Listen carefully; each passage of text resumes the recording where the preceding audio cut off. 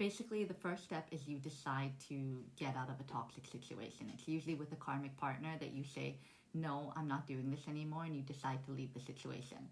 Then, if you were already a spiritual person, then you would just be getting into more spiritual practices, but that doesn't mean that you've actually had a spiritual awakening. Or maybe we have more than one spiritual awakening because we have different levels of ascensions as well. So because you've decided to leave that karmic situation, that toxic situation, now you're aligning with a new frequency. Even if you haven't really done the work of complete healing yet, you just start aligning with the new frequency because you chose to leave a toxic situation. Even if you haven't really got rid of your toxic habits yet, you're just the first step was that you chose to leave that situation. So what the universe does, it starts aligning you with a new frequency. So that's when, because the universe sees that you want change and that you're on the path of change to get back to your abundant timeline, they'll usually align you with your divine counterpart. But your divine counterpart is not a divine yet, and neither are you. So usually you'll both be coming out of traumatic situations and wanting better for yourselves, wanting to go on that path. However, because of the trauma, you guys will basically self-sabotage the relationship on both parts. So we all have free will to make our own choices. But because of our trauma, we'll be making choices that are not our highest timeline. And if we're on substances and all these other things are affecting us in our external environment and what we're putting into our body, then we'll usually make poor decisions, impulsive decisions, emotional decisions, where we're not really listening to our intuition to guide us to the best course of action. So what will happen is basically the universe will intervene and create a separation between the two.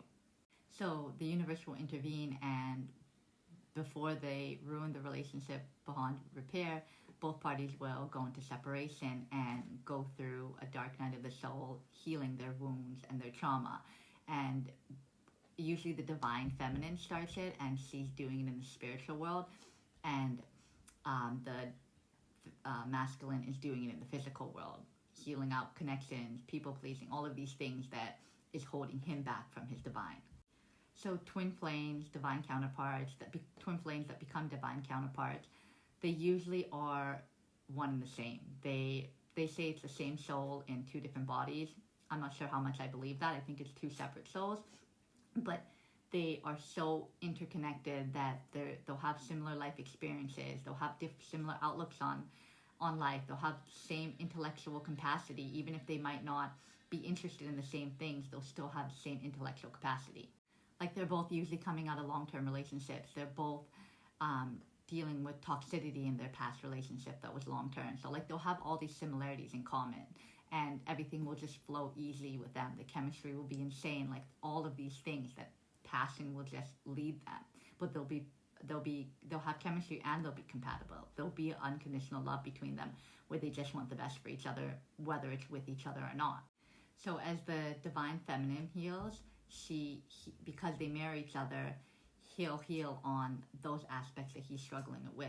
However, if the divine masculine or the divine feminine deviate from their path and start to make wrong choices, then each party will be, so if one person's doing it, the other party will feel a magnetic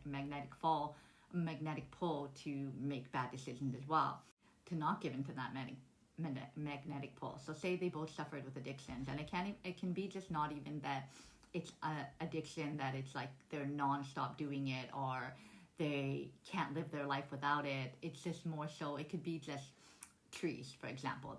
They both have an addiction to trees, and one person does it more than the other.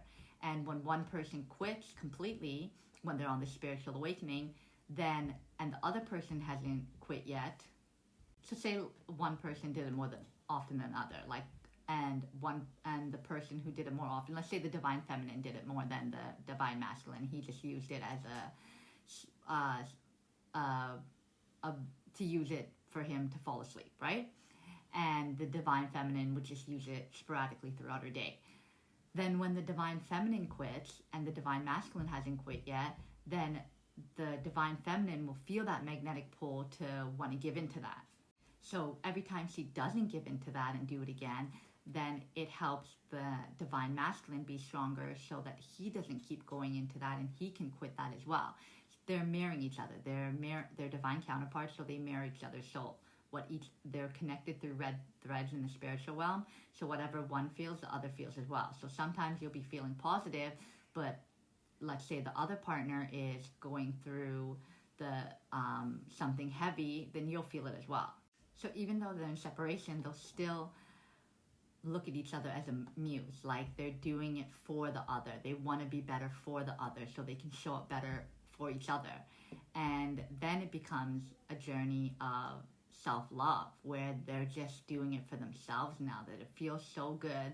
That first person, that divine counterpart, was their muse to get them started, to trigger them on that journey, to trigger them on that spiritual awakening, but then they did everything for themselves. So as they heal, they start falling in love with themselves. They start gaining self-love, loving the feeling, the way that they feel, loving the way that they look, loving the habits that they formed. And that's what makes them keep going on their journey. So whether they come back into union with each other or not, it's become a journey of wanting to be better for themselves.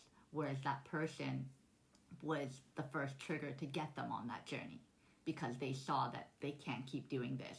They need to heal their abandonment issues, the rejection, jealousy, not understanding, miscommunicating with someone, not expressing truly how you feel, acting from emotional place instead of communicating effectively, like, this is what's bothering me, how can we come to some resolution, can we discuss this as mature adults, right? Emotional intelligence. So it's like they go through all of this because they don't want to bring that into their next relationship, or if the two of them come back together, they don't want to be the same person. And if it's someone new, they don't want to bring that. So as you heal, as the divine feminine heals, the divine masculine has a choice whether he goes down on that journey or not. And if he doesn't go down that journey and chooses to stay the same, then the universe will align you with someone on the new frequency that you're on, because you're choosing to get better and better each day. So new friends, new relationships, new everything, new experiences will come into your life because you're choosing to be better each day. So the main thing as you're healing and as you're going down on the journey and as you're marrying your divine counterpart is that not to give into the magnetic poles, because females are usually 6 to 9 months ahead of the healing process than males. So they're going to go through their traumas that they're healing, and you're going to feel a magnetic pull to give into traumas that you're trying to heal as well. So the point is not to give into the magnetic pull when you feel it, and also just on your own you're going to have that.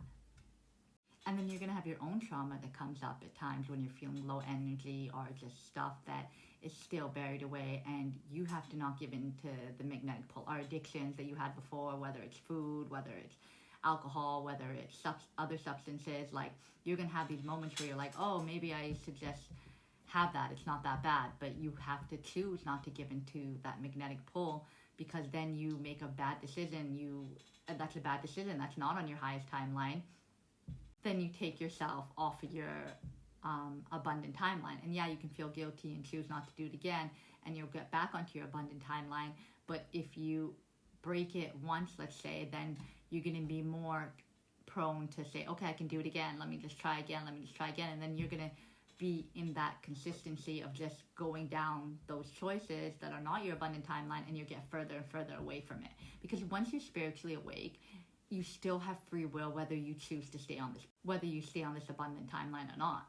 Like, when you go through a spiritual awakening, when that trigger happens, everything gets ripped away from you. Friends, family, old lifestyles, everything. And sometimes you're put in a new environment. I was put into Spain, removed me completely from my old environment, old lifestyle, everything was removed from me. And I was moved to a brand new place where I still could give into temptations, but I choose every day not to.